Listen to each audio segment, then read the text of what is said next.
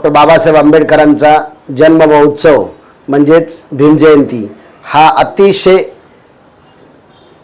आनंदाचा उत्सवाचा देशभरामध्ये हा सण साजरा केला जातो। याचप्रमाणे डोंबिवलीमध्ये सुद्धा तळागाळात वस्ती पातळीवर चाळ असेल, बिल्डिंग असेल, झोपडी असेल, यातून उद्याचा दिवस अतिशय आनंदात जातो। खरं तर आमच्या जीवनामध्ये हजारो वर्षे अंधारा होता, पण 14 एप्रिलमध्ये महामानव डॉक्टर बाबासाहेब आंबेडकर यांचा जन्म झाल्यामुळे आम्हाला त्या सूर्य आमच्या आयुष्यामध्ये नवा दिवा पेटला आणि खऱ्या अर्थाने मानवतेला एक मानवतेची ओळख करून देणारा महामानव म्हणजे डॉक्टर बाबासाहेब आंबेडकर यांचा जन्म झाला। आणि या जन्माचा उत्सव आम्ही डोंबिवलीमध्ये नव्हे तर संपूर्ण भारत नव्हे तर जगभरामध्ये हा दिवस साजरा केला जातो। त्याचाच भाग म्हणून आम्ही डोंबिवलीमध्ये सातत्याने दरवर्षीप्रमाणे याही वर्षी मोठ्या प्रमाणात मिरवणुकीचा कार्यक्रम असतो, लोकांचे बैठे कार्यक्रम असतात, मंजुरानाचे कार्यक्रम असतात, सामाजिक सांस्कृतिक कार्यक्रम असतात, असंख्य भागाभागामध्ये कार्यक्रम असतात। उद्याचा जो दिवस आहे संध्याकाळी आमची सिद्धार्थनगर या ठिकाणाहून,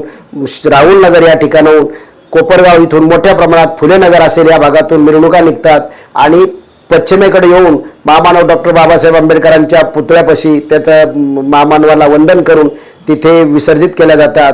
उद्या संध्याकाळी 6 वाजता सिद्धार्थनगर येथून मोठ्या प्रमाणात हजारोच्या संख्येने लोक तिथे शहरातून जमतात आणि ती मिरवणूक पूर्वेला येते।